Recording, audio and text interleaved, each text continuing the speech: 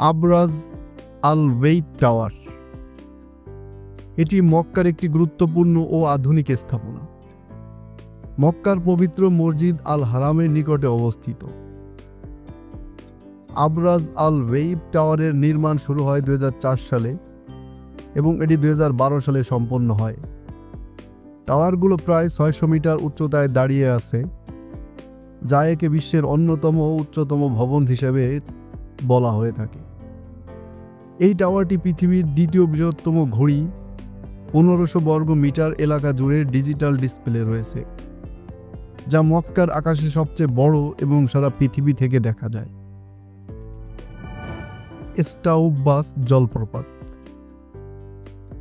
এই স্টাউবাস জলপ্রপাত সুইজারল্যান্ডের আল্পসে অবস্থিত। এটি প্রায় 300 মিটার উঁচু থেকে নিচে পড়ে, সুইজারল্যান্ডের সর্বোচ্চ জলপ্রপাতগুলোর মধ্যে অন্যতম। এছাড়া আল্পসের অতুলনীয় সৌন্দর্য ও পর্বতের দৃশ্য উপভোগের জন্য সুযোগ করে দেয়। শীতকালে ও গ্রীষ্মকালে হাইকিংয়ের জন্য জনপ্রিয় একটি স্থান, যেখানে প্রতিটি ঋতুতে আলাদা আলাদা প্রাকৃতিক সৌন্দর্য উপভোগ করা যায়। কায়রোতে অবস্থিত আল আজহার মসজিদ কায়রোর একটি গুরুত্বপূর্ণ ইসলামী শিক্ষা ও ধর্মীয় কেন্দ্র। এটি 971 সালে প্রতিষ্ঠিত হয় এবং এটি বিশ্বজুড়ে ইসলামী শিক্ষার অন্যতম প্রধান কেন্দ্র হিসেবে বিবেচিত।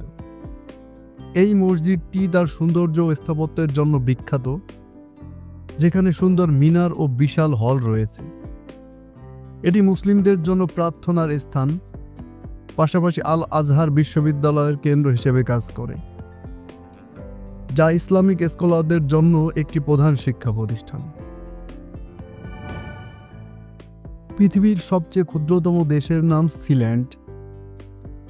দেশটির রয়েছে নিজস্ব রাজধানী, রয়েছে মুদ্রা, ভাষা, পার্লামেন্ট এবং রয়েছে নিজস্ব সরকার,